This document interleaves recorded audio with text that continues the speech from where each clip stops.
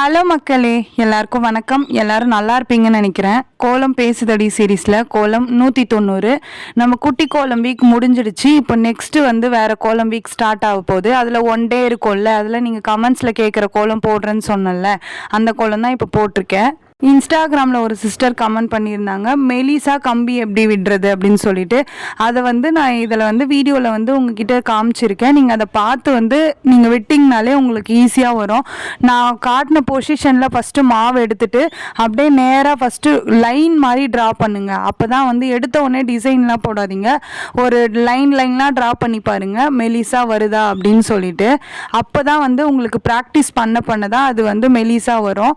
எடுத்த உடனே நீங்கள் போட ட்ரை பண்ணிங்கன்னா அது கண்டிப்பாக வராது. இப்போ நான் என்ன கோலம் போட்டுட்ருக்கேன்னு பார்த்தீங்கன்னா, 5 டாட் வச்சு இன்ஸ்டாகிராம்லேயே ஒரு சிஸ்டர் கேட்டிருந்தாங்க. அவங்களுக்காக தான் 5 டாட் வச்சு சந்து புள்ளி 3ல் முடியிறது. இது எதுக்காக நான் போட்டேன்னா, தாமரை வராமல் குட்டி குட்டியாக தாமரை போடணும், ஆனால் ஷேப் வராமல் இருக்கும்ல, அவங்களுக்காக டாட் வச்சு போட்டால் கரெக்டாக வரும் லைனாக அப்படின்றதுக்காக தான் நான் டாட் வச்சேன். 3 கோடு போட்டுட்டு நடுவில் ஒரு கோடு போடுறீங்கள்ல, அந்த கோடில் ஜாயின் பண்ணிங்கன்னா அந்த தாமரை பர்ஃபெக்டாக வரும்.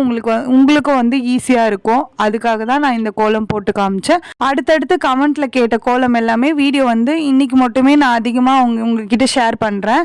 நெக்ஸ்ட் வீக்லேருந்து நம்ம வேறு கோலம் வீக் ஸ்டார்ட் பண்ணிடலாம். ஓகே மக்களே, இந்த வீடியோ உங்களுக்கு பிடிச்சிருந்தா இந்த வீடியோக்கு லைக் பண்ணிக்கோங்க. பாய் பாய்.